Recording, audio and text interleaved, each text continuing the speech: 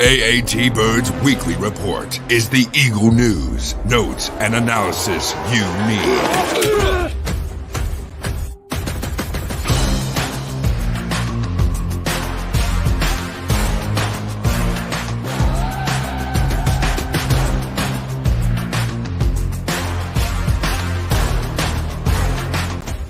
Quick, he's gonna go.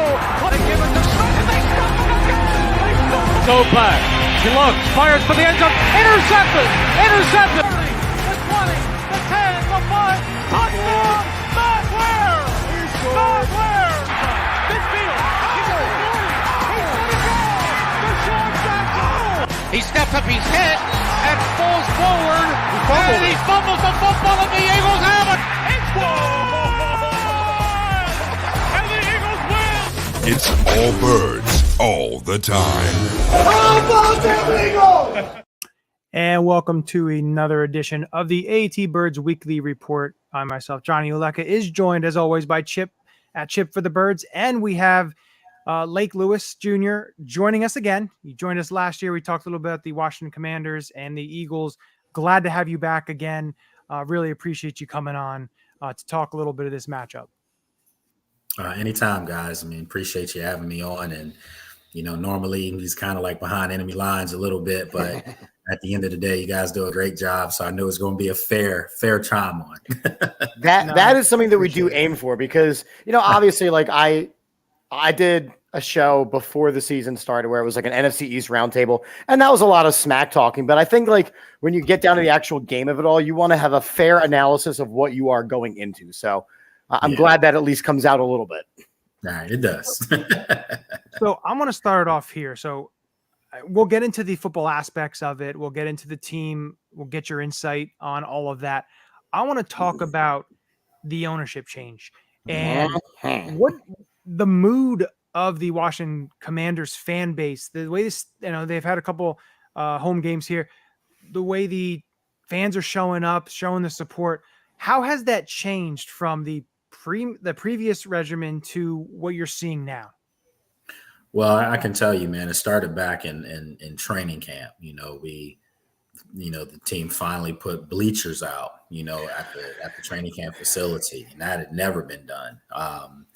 You know, and it just, you saw a lot of emotion with the fans. I mean, I saw grown men crying at times. I'm serious. And it was just, they felt like, you know, they've got their franchise back. You know, we know about Dan Snyder, and, you know, this is my 14th year covering the team, and I've seen all kinds of stuff, let me just tell you, and it wasn't good. So the fact of the matter is, you know, Josh Harris, who you guys are very familiar with up there, you know, as owner of the Sixers, you know, he's just an unassuming guy. You know, he's not trying to be in the limelight and be front and center for everything. At least he hasn't been for Washington. You know, there was a time I saw him in the stadium. You know, I was walking back into the press box, and I was coming off the elevator, and he was walking by himself amongst fans. They had no idea who he was. And they weren't walking with him like, I'm walking with the owner. They were walking with him like, we're trying to get to the elevator, and this guy is in our way. And I just thought that was pretty unique, you know, and I actually spoke to him, and he was just, you know, real pleasant guy. He's very laid back. You can tell he probably had a beer or two, you know, just a normal dude. And I think for the fans, they see that as well. And it's a breath of fresh air because Dan Snyder wasn't an approachable person at all. I think I may have said hi to the dude once in 14 years. That's so wild. I don't even know if I got a response back. That's wild. And I mean, talking about the team now, I mean, I'm very glad that, you know, Dan Snyder is kind of removed from it. And, you know, I think that's going to, over the course of things, change your franchise overall. So once again, you had to make a change at quarterback because it all starts with the quarterback. And if you look at Washington over the last, 10, 15 years, it has been just a rotation. It's been an absurd number of quarterbacks. Yeah. What is the vibe on Sam Howell? I know I have a couple Commanders buddies, and they think that he is the second coming. Is he a seat warmer, or is he the guy? I think he's the guy. I do. Okay. I truly believe that. I think, there's levels to your franchise quarterback, and everyone can't be lucky enough to, have a Jalen Hurts, so to speak, but sometimes you do need luck, and sometimes you need to be able to groom people and stick with them. And I've been saying all off season now, even through these first couple of games, I think your team in Philadelphia is the blueprint for Washington on their quarterback. And I say that because, when Jalen Hurts was a rookie, 4 games that year. And I think he was 1-3 or something like that. But there was enough sample size that they felt comfortable starting him his second year. In that second year, you took a leap and you made it as a wild card team in the playoffs. Third year, we already know what happened. They were even better, went to the Super Bowl. So if you're Washington, why not look up the road in a divisional team and see the blueprint, for what you can do to build around Sam as well. The difference between Sam and Jalen Hurts is that Sam Howell has stepped into a position where there's extreme skill set talent around him. Really is. I mean, Terry McLaurin, Jahan Dotson, we always do that. Curtis Samuel and De'Ami Brown.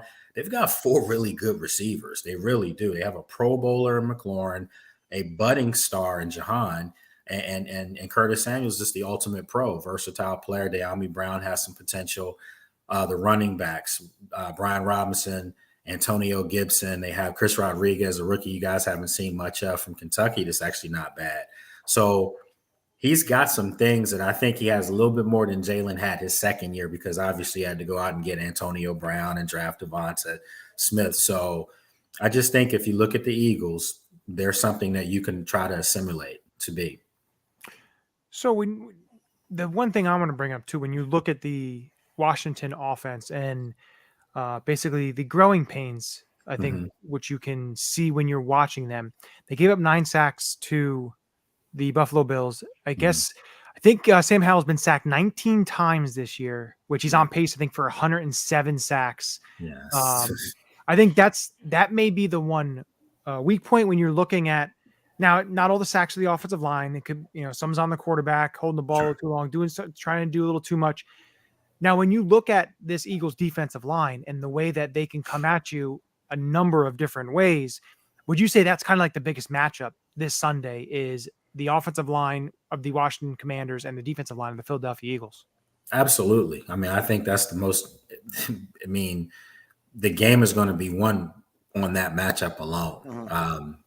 Washington's defensive line, what they can do. They're very similar to your defensive line. I mean, they're disruptive.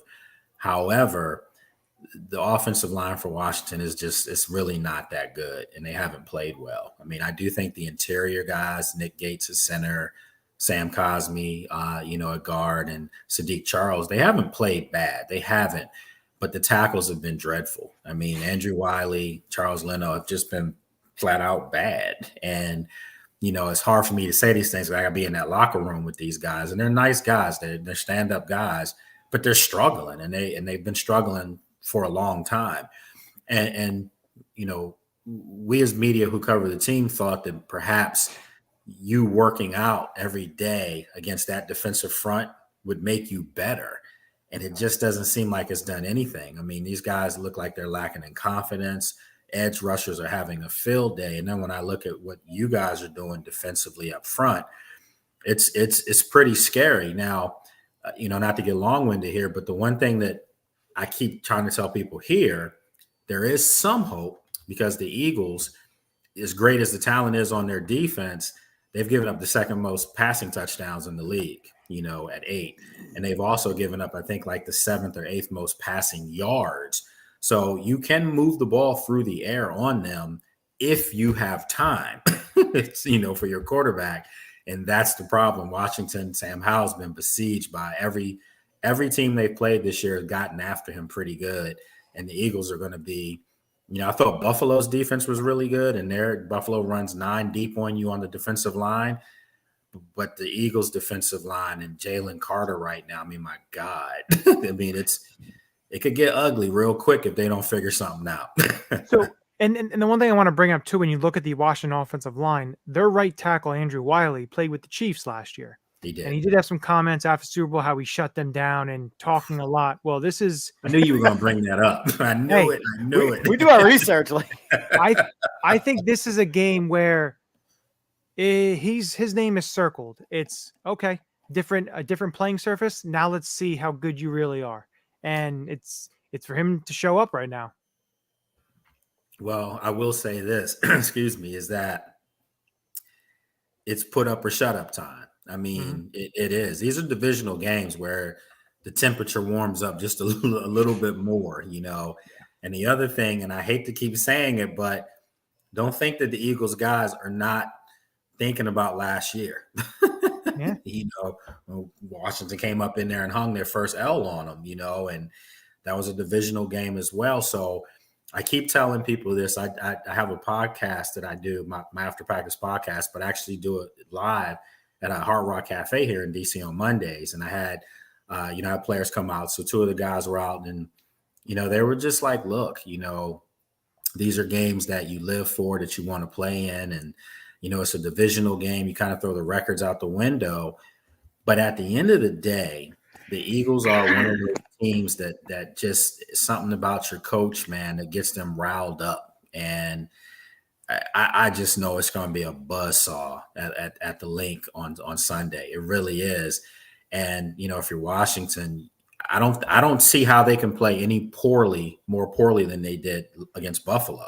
So I'm not even concerned about that. I mean, the score could be bad, but there's just no way from what I saw on Sunday. That was one of the worst performances I've seen in a long time. I mean, they did do some things well at times, but they were just making like high school football gaffes out on the field. And Sam Howell looked uncomfortable.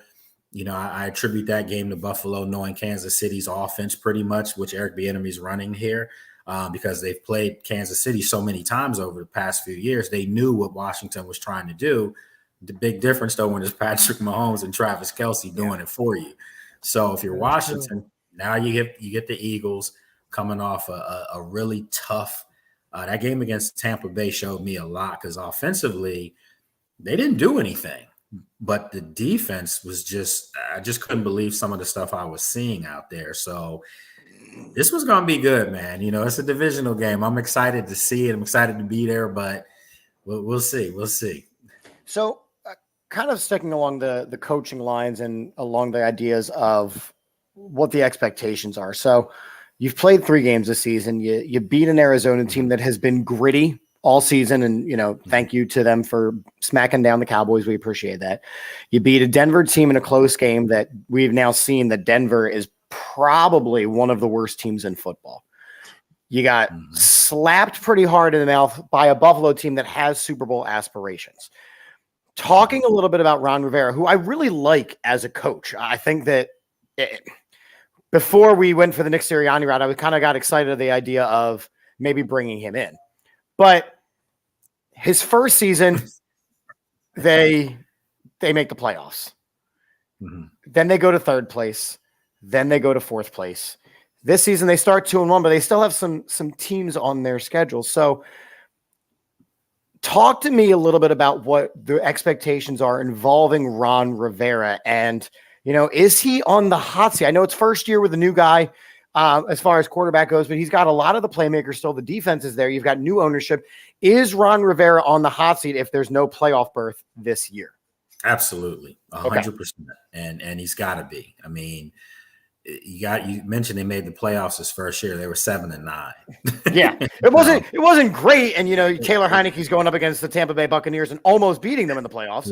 Right. But again, it's still with a losing record. Yeah, it was a losing record. And, you know, if you look at Ron Rivera's track record, his history, you know, he's only had 3 winning teams in his coaching career, and this is his 14th season. So, you know, one of those teams, you know, was 15-1 with an MVP in Cam Newton. The other teams were, if I'm not mistaken, 7-9 and 9-7. So, you know, he just hasn't trotted out a lot of barn burners. And I think with that being said, I also give him the utmost credit and respect for bringing respectability and a professionalism to this franchise. The practices are way different from when I first got here, where guys were rolling out there on golf carts, literally. And, so he's definitely changed the culture. It's a professional outfit. They've got some great, great young guys on this team that, don't get in trouble. They're not in the clubs every night. Well, not all of them, but for the most part, they're doing what they're supposed to do. And I think, you have to give them credit for that. But from an X's and O's standpoint, we've seen them get out coached. We've seen them get out schemed, and we've seen it a lot. And I think there's problems when you see, guys like your coach, for instance, come in there and instantly, just connect. And he's put the Eagles further along than when they won the Super Bowl. And I say that sincerely. They won that Super Bowl. But I think if you ask most Eagles fans, and yourselves included, you were okay with just getting that Super Bowl. You probably for sure. We've said, I have said, I don't know about Johnny, but I have said that was a season where we caught lightning in the bottle at the right time. And everybody stepped up. With the amount of injuries we had, we really had no business winning the Super Bowl, but we did. And you were this cool. that Sirianni has built is built to compete. There is a difference. Oh my God. Right. They're built for the long run, and they're still young. So, with that said, Washington's not particularly far off. They're not, but it may be a coaching thing. It maybe it's the enemy's team, next year. That was going to be my question. If he gets fired, who's? Yeah, it's the enemy's team. It's his team now. So I think, and that's my guy. I'm sure he probably picked up on that, but that's my guy, But that's great. I mean, he has deserved a coaching job in this NFL now for quite a few seasons. He just hasn't gotten it. But he owns up to everything. I mean, he told me after the game the other day, they got the asses kicked. That's exactly what he told me. And he said, hey, we had it handed to us. He owned up to it. And those are the type of coaches you want. You want guys that they're tough. And, people talking about the enemy stuff. Well, your coach is tough as hell too. We love Sirianni here. Yeah, but he fits the town. He fits the culture.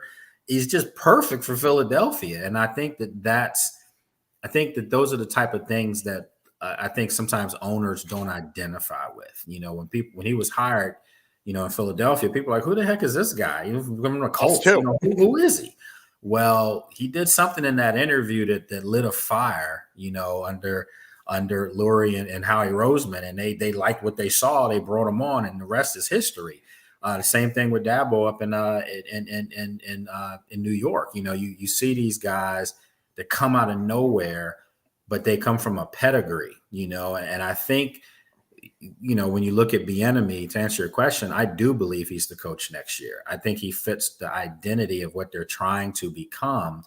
But you got to win games like this weekend. You have to win games like the Buffalo game to really cement the opportunity to get that chance. Because if your offense is, giving up 10 sacks or 9 sacks and turning the ball over 5 times, that's not going to get you a gig at all. And I think the thing that was interesting too, before I get to the point I was going to make. So last year on September 26th, we went down to Washington and watched the Eagles go to Washington to play them, and the Eagles got 9 sacks. Buffalo, I know it's not the same date, but the same exact thing, gets 9 sacks. It's just a crazy kind of a coincidence with the sack thing. I thought that was an interesting thing. And Johnny, it's just bad offensive line play. Well, Johnny, I remember when we did the preview show for that, it was, we made a big deal like, hey, we're going to need to go to this game so we can boo Carson Wentz because he's not going to be playing by the time he gets to Philadelphia. He's just not going to make it.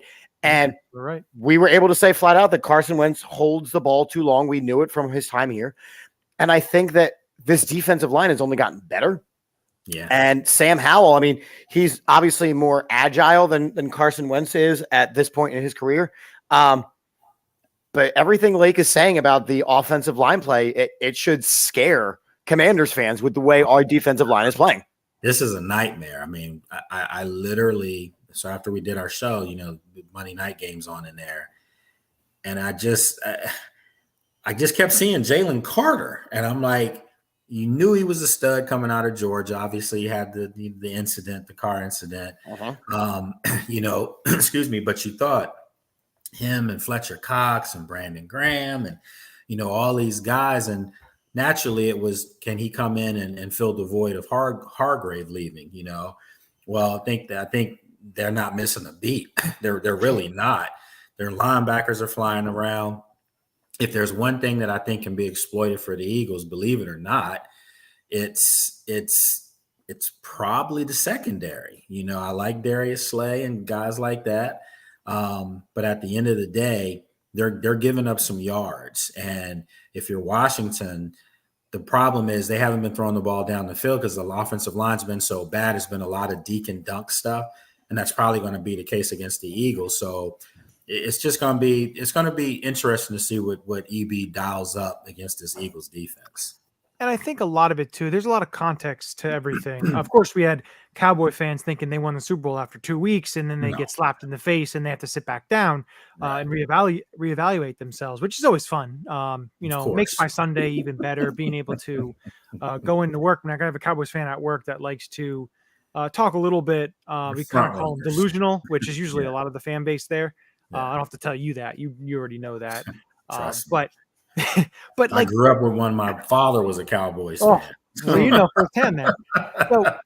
So the context with the Eagles defense too is you look at the, Mac Jones and New England, Eagles were up there. Eagles, of course, the first week, learning the new defense, all that kind of stuff. They didn't play as well as they should have. But then you look at the Minnesota game. Yeah, they were never a threat in that game. Yeah. The Minnesota, they were up 27-7. So at that point, they're like, okay, take whatever you give. You're going to have to work your way down the field and eat up clock to be able to score. And then same thing, they're up 25-3 on Tampa and let Tampa go down. Tampa gets the 2-point conversion, 9:22 left. Eagles just hold the ball for 9 minutes and end the game. So it's, if the defense can give up some yards. They've had some injuries. They've been able to overcome the injuries. I think what Sean Desai is doing as a defensive coordinator is leaps and bounds better than what Jonathan Gannon. I know they had the sack record last year, or their sack record and almost the NFL record. They were so active doing that, but I feel like a lot of it was the offense scoring so many points. The kind of at the end of the day, it was like this backup were already in. It really wasn't. Too much. I think there's a lot more disguising. There's blitzing. There's a little bit different when you look at Sean Desai's defense. And the one thing that I really like when I'm looking at the Eagles and you're looking at the defensive line, you talked about Jalen Carter. Jordan Davis's emergence has been unbelievable. Watching him stand up a guy, hold the running back with one arm and just lightly lay him to the ground. Okay, well, you're coming down. And the other thing I think that's scary when you look at the Eagles defense is Hassan Reddick had a thumb injury coming into week 1. He had surgery in the preseason, didn't really play at all in preseason. He's working his way back there. He's had some pressures, but he's not this Hassan Reddick from last year. And if he starts getting going and what you have in the interior, you have Josh Sweat, Brandon Graham, you have all these guys that they can throw. I think the biggest thing too is the Fletcher Cox resurgence as well, how he's being able to get pressure and everything. It's just very scary. But if you're able to contain it, you are right. You can be able to beat them in the secondary. But the big thing is being able to contain them. And that's a problem for Washington with the poor offensive line. You're going to have to really, you think of Terry McLaurin, you think of Jahan, Curtis Samuel. They're all guys that can catch the ball and get yards after their catch. They're guys that can, take a ball deep. But Sam Howell just doesn't have that kind of time. I mean, if Sam Howell, and I'm telling you guys, and you'll look at it on Sunday, if he's not getting the ball out of his hand, say 3 Mississippi, sack. It's a sack or he's going to get destroyed. And he's taking some shots, so they have to really find a way to get him comfortable early in the pocket, because you could tell by the end of the first quarter in the game against Buffalo, he was rattled. You can see it. He just wasn't settled. He wasn't comfortable. and they're going to have to find a way to give him some kind of presence and feel comfortable in this game. And I think that, that's kind of the MO for beating this Eagles defense is the quick releases of all passes.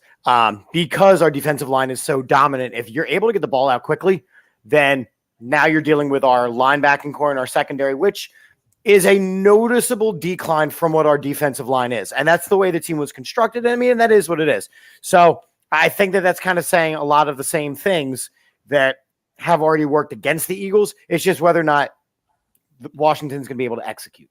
Yeah, I mean, this is a type of game. I personally, from looking at the Philadelphia's defense, looking at the, just film, I think you have to have a stout tight end in order to beat the Eagles. I truly believe that's the zone you attack, soften up the middle, and then you can start taking shots. Washington doesn't really have, Cole Turner's a young prospect, but he has some times where he drops passes.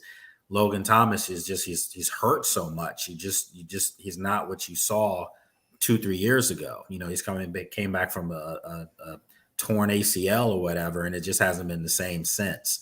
So, if you're Washington, if you can get production from your tight ends, if you can get 6-7 catches from your tight ends this weekend, it means the game is going to be closer than most people are expecting it to be. But if the tight ends aren't involved in this and you're dependent on Sam Howell to just throw that thing up there, that's not a good look for them. So they've got to run the football, which it's easier said than done against this Eagles defense. That front's fierce. So run the football, get your tight ends involved, and play just a ridiculous game on defense. And that defense hasn't played particularly well. They've shown spurts of dominance, but then they've also showed spurts of like, who are these guys? So they've got to put it together too. Yeah. And, talking a little bit about, predictions and everything. I want to get your prediction on this game. You don't have to do a score. You can, I don't know. It's up to you. So some people don't like to do that. So if you want to do that, that's fine. Yeah. And then we usually do something like a lock of the week. We call it the Ulecka Locks. So a lock, it doesn't have to be this game. It could be any game in the NFL. It can be college. You want to throw out Penn State annihilating Northwestern, which we already know. You can always throw that as well. Right. as well. That's gonna be a sure thing. Yeah, of course. That's gonna get ugly real quick. For me, I said this. I did a pod earlier, and went on someone's outlet, and they said the same thing. You don't have to answer, and I'm like, no. I mean, listen. One of the things that I think has earned my respect in the locker room is I call it like I see it, and I think this is going to be a good football game. I really do. I think it's going to be an old school NFC East football game, and the division by and large is back, where now the games have a lot of meaning each game. But the Eagles are clearly the cream of the crop in the division. I have the Eagles, before the season started, I said it's going to be the Eagles in Kansas City in the Super Bowl and possibly the Eagles and the Ravens. I said it, and I'm still sticking to those things. So with that said, I think Eagles are just going to be a little too much for Washington. I think that defense is going to present some problems for Washington's offense.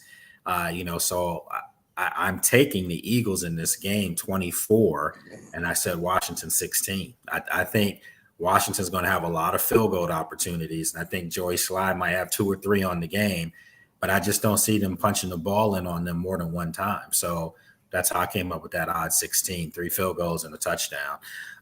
And then the Eagles, though, I see the blueprint, and what they do is they wear you down. And when the fourth quarter comes around, guys on defense are tired, and then you see Jalen Hurts in that running game. Carlos Swift has been a great pickup. They're just running the football on people now, grinding them out. And you're right.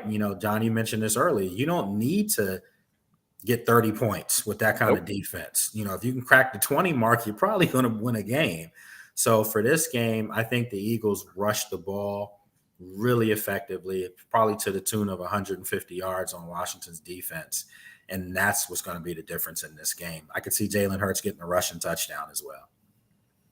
Which he does have 29 rush touchdowns in his first 50 games, which actually it's 48 games. So he's, he beat Cam Newton's, record there. A lot of people crying and complaining about the brotherly shove, I guess they want to call it now. Yes, it is. But hey, if it gets you in the end zone, I'm shoving myself. The brotherly shove. Yeah. And then do you have a lock for the week? Like I say, it could be this game or any game in the NFL, something that you think is definitely going to happen. You know, there's so many compelling games this weekend. You know, there really are some good matchups out there. But for me, you know, I couldn't come on here and, you know, Pennsylvania outlet right now. I couldn't come on here and not mention my school, of course. And so, you know, we have the train going by right now. So I'm sorry if you hear that. But I'm taking Penn State huge over Northwestern. Northwestern's bad. And obviously they've been hit with a lot of things going on there. You know, but it's, nevertheless, they're just a bad football team. And, you know, if ever I was worried, this is not the week. I mean, I was worried with the Iowa game. I'm not going to lie. I thought Iowa could maybe present a little bit more of a challenge, and then they just got steamrolled. Penn State's defense is sick right now. I mean, they're flying all over the place, creating havoc. Their pass rushers are just, you know, all over the place as well. So I'm going to give you a lock in this one. I think Penn State beats Northwestern by 35 plus on this game. Yeah. Wow. Yeah. That's a good one. I like that. Yeah. I like that. And then again, I would love that too, to see that on Saturday, but it's like a 50 to 13 type game. Seriously. I'll take that. Then. I will take that. But like, I want to say thank you again for joining us. Just plug what you're doing, where people can find you, just so they can follow you and do all that good stuff. All right, guys. First and foremost, always appreciate you guys having me on. Have a lot of fun with you, and you guys do a great job. So yeah, you can follow me on social media, on Twitter or X as it's called now. It's Lake Lewis, and then on Instagram, Facebook, Lake Lewis Jr. You know, you can go to sportsjourney.com and see a lot of our Commanders coverage. I have my after practice podcast that you can subscribe to or watch on YouTube. And then also, you know, after the games on Sunday, I do a post-game recap on ABC WJLA as their team insider. So, yeah, man, just, you know, again, appreciative of the time you guys took to have me on. Thank you again. All right, guys. Thanks, Blake. Appreciate you. All right, guys. Take care now. So it was great having him on, talk a little bit about the Washington game.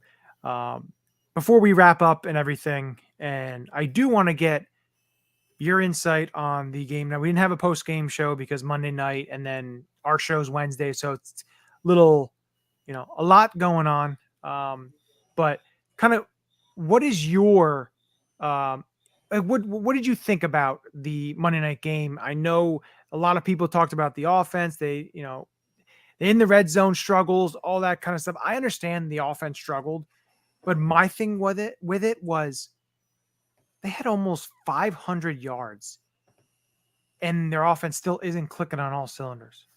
So just wait until that clicks on all 6 cylinders or 4 cylinders or whatever. How many? Yeah, what kind of car you driving? 8 cylinders, 10, whatever. But when it clicks, you need to watch out. Yeah, I mean, I think that this offense is built to succeed. I think that there is definitely some growing pains with trying to get Brian Johnson up to speed. I mean, it's just not things that Steichen used to call that Johnson's not calling. I think that there's a lot of it's different. My concern with the offense is actually the let's turn Jalen into Donovan McNabb route that seems to be going, which is read, and then throw, which is the concern because Jalen makes elite game-winning plays. That's just what he does. And I think if you're trying to pigeonhole him into a pocket passing quarterback, you're going to see him holding the ball too long. You're going to see him taking hits that he doesn't need to take. So that's my concern right off the bat. I don't know if it's going to happen or not, but he's definitely been holding the ball longer. And with changes on the offensive line, I think that we got to move away from that. Look, running the ball is not sexy. It's just not. However, we do it at an exceptional level, so why not do it? When Dallas Goedert is maybe the 5th or 6th best offensive option on your team, that's phenomenal. That is absolutely phenomenal. Wait, hold on. 5th or 6th? What the hell are you doing? Do I have to then scold you again? Jalen Hurts. Okay. Well, I wouldn't call Jalen Hurts. He is an offensive weapon on this team. Okay. I'll give you that. Okay. Go ahead. Jalen Hurts. Yes. Devontae Smith. Yes. AJ Brown. Okay. Okay. Swift. What's number 5? Okay. You said 5 or 6. 5th or 6th, best option on this team. Okay. I'll go 4 for me, it's 4 or 5. Who do you put out of those guys that I named? Who do you put above them? I would say you don't count Jalen Hurts, and you have to, because this entire team runs with Jalen Hurts. If Marcus Mariota goes into this game, this team doesn't win games. I feel like the quarterback's a default. They're a default guy. And for some teams, they are. But when he has the ability to be your leading rusher any week, he is an offensive weapon. The other thing I do want to bring up too is you have a lot of people the people who just look at stats and they want to just bring up stats and they just that's all they care about. And yeah, Jalen had an absolutely terrible read, terrible interception. He did. 100%. The defense made up for it, got the ball right back. Hey, and no harm, no foul there. And of course, he had another interception where the defensive back made an absolute amazing play. But what happened the next play? They got a safety. So, defense stepped back up again. And that's something I think that we didn't see last year. We didn't. We didn't see the reciprocity between the offense and the defense. You had an offensive team, you had a defensive team, and hopefully at the end they got to win. This is a team that feeds off of one another. And I think that's really big too. When you look at, the defense did what they did last year, and I mentioned that. But when you watch this defense, there's some type of edge and tenacity that they're playing with that I don't really think you saw a lot of last year. So, like for me, Reed Blankenship coming up, the way he hits people, the way he reads the interception. We already know what we got with the corners and everything. They were there last year. I actually have a worry about the corners. The fact that we are so shallow in that room that Bradbury has to move to the slot. Josh Jobe is not ready to be an outside corner against a team. We have the Dolphins coming up in a few weeks. Yeah, Bradbury cannot be the slot corner. I think a lot of the reason that Bradbury was there was because they played Godwin, who's a bigger receiver, and that's fine. But I think another thing is when you look at the linebackers, Nick Morrow and Zach Cunningham playing great. You look at the linebackers last year, Kaiser White and TJ Edwards playing great. To me, I think Zach Cunningham brings you an edge. Will come up and if you watch that safety, he absolutely annihilated the guard, put him on his ass, absolutely annihilated him. And Nick Morrow shooting through the gap and getting. Listen, when Nakobe Dean comes back, yes, you'll work him in there and everything. But I think what it does is, I saw Christian Ellis out there make a wrong move. They'll get a long run, a big run, not real huge, but I think Nick Morrow is the linebacker 3 if Nakobe comes back, or maybe him and Nakobe split snaps. But I think having Nick Morrow back, I think really helps because I think he fills a role for them that, he's good against the run. He can cover a little bit. And I think that was very, very key for them to get him back. He's like an unsung, hero. When you watch him the last 2 weeks, him and Cunningham, after week 1, where the linebackers seem to struggle a little bit, I think those guys really help. And of course, we don't have to mention the defensive line. We already know what Jalen Carter does. We know what Jordan Davis has been doing. So, we don't really have to say anything. It was nice to see Marlon Tuipulotu actually get a sack and, do something. Last year he struggled and got hurt and was on IR. But before we got on to finish and getting our predictions for this game and doing all that, I want to bring up Adam's comment. Yeah. How about Covey? Covey's playing great, and it's a very clear reason why he made the active roster.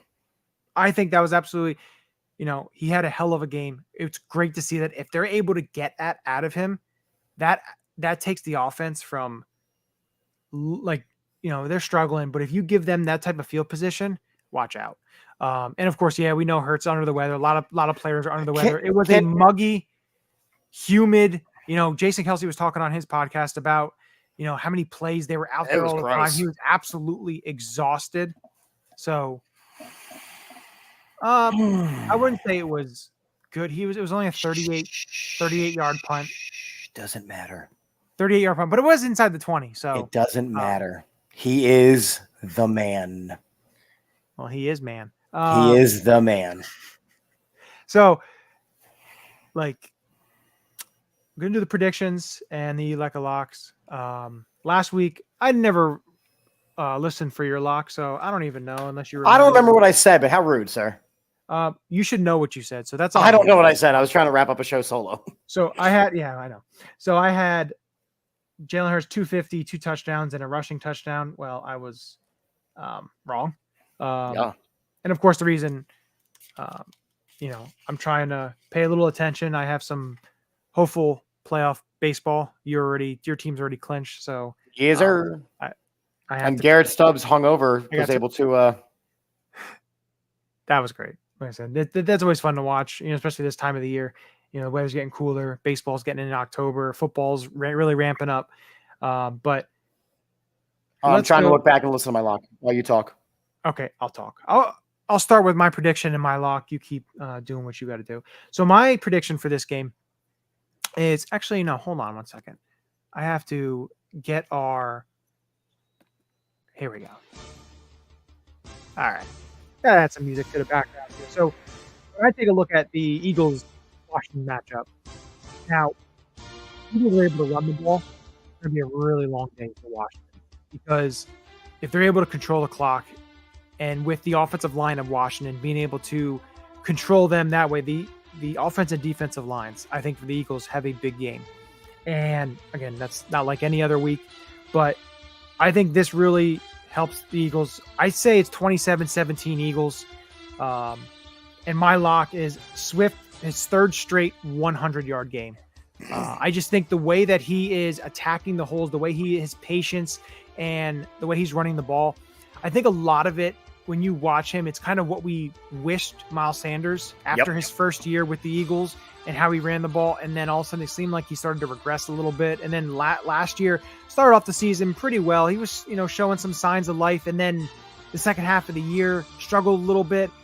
And then the playoffs looked like Gainwell just stepped in and played a whole heck of a lot better. I think Swift and Gainwell are a good 1-2 punch. I think Gainwell doesn't need to have as many carries as Swift. I understand why, because the game was basically out of hand already. They didn't need to keep giving Swift the ball and risk injury if they already have the game in hand.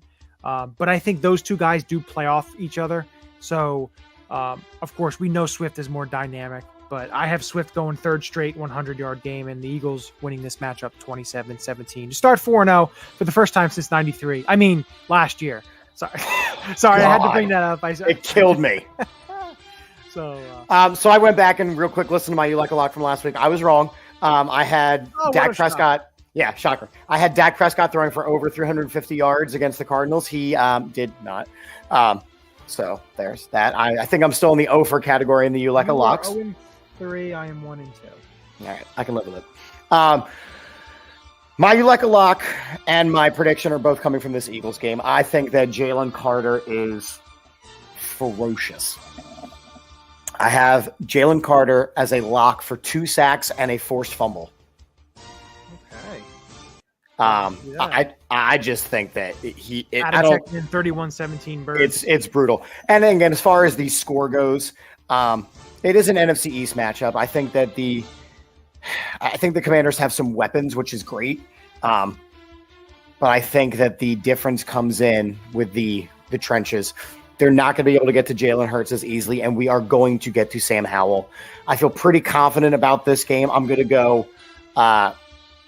27-10 Eagles. That is pretty confident. 27-10 is a pretty big victory there. But hey, and again, only because when you look at the way that the Commanders have played against mediocre teams, they hung up 20 points and then 35 points. When they played a quality team, they put up 3. Yeah, like I said, for me, the Eagles game could be 27-10, and then the Commanders score a late touchdown and make it 27-17. But hey, we'll see what happens. It is a 1:00 game, which Eagles Eagles only have. Hey, I like the 4:00 games. I like the primetime games. I like that because I can get stuff done during the day. I know the 1:00 games are on. I'll check my phone. I'll do that kind of stuff, but I can get stuff done, whether it's go to the farm, whether it's do pumpkin picking, apple picking, whatever it may be. I can get it done and not have to worry about missing any game or having to watch it on my phone, can get home. But so this week, 1 o'clock, it is what it is. We have stuff on Saturday, so that makes it even better. So I got my Sunday then to why we can all watch the game at 1 o'clock. But no, it should be fun. Hopefully Eagles come out at 4-0 and, get this thing rolling, headed into the next week there. But as always, before we get our send off here, remember that if you guys want to go on the road with us, we do not have the New York Jets game is no longer available. It is sold out. On October 15th, we are headed up to MetLife to watch the maybe Carson Wentz-led Jets if he signs with them. Maybe stop it, sir. Maybe it's the Trevor Siemian-led Jets. Maybe it is still Zach Wilson. We will see. But we will be up there to tailgate, have some fun, watch the game, hopefully enjoy a nice Birds win. And we also are going to Washington again. We did go last year. We are going again. One of our partners, Jeff Warner, who does Birds, Beers, and BS, he will be running that trip. So if you do want to get involved, phillysportstrips.com, go on there on the website, go into the, all the information, make sure you select the Allentown pickup so you can get picked up in the Lehigh Valley if you are in the area and would like to do a trip and not have to go to Philly to then have to travel. You can stay in the area and, leave from Allentown. But with that, Chip, thanks again. As always, we always end the show with a very happy and joyful Go Birds. Birds. This is Matt Ware. Hey, for all the Eagle content you need, go follow All About the Birds. They do a damn thing. Check them out. Hey, Eagles fans, I may be in Tampa, but I know where to find the best Eagles content out there. Check out my friends at All About the Birds. Philadelphia, what's up? This your boy Freddie Mitchell, a.k.a. Fred X. It's all about the bird. All birds all the time. All birds all the time. All About the Birds provides you with weekly analysis, game recaps, informative interviews, and it's all birds all the time.